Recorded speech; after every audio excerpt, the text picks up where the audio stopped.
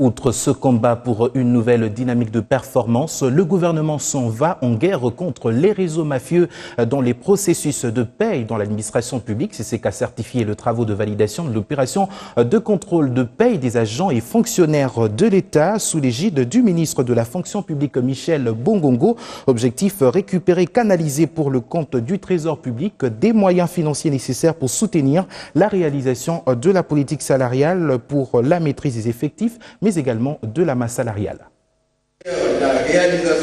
Le ministre de la fonction publique intensifie le contrôle pour démanteler des réseaux mafieux impliqués dans le détournement des deniers publics de paye des agents et fonctionnaires de l'État. Michel Bongongo l'a annoncé au cours de ses travaux de validation du contrôle des payes du personnel de l'État congolais. Avec le concours des secrétaires généraux, de l'intersyndical national, de l'administration publique, du comité de supervision de ces travaux, il procède à la validation du résultat des contrôles avant la certification afin d'éviter toute contestation au recours lors de la publication officielle. En vue d'atteindre les objectifs visés dans le cadre de ces opérations de contrôle de la paie, une démarche à 3 dimensions a été définie pour concourir à terme à l'assainissement des bases de données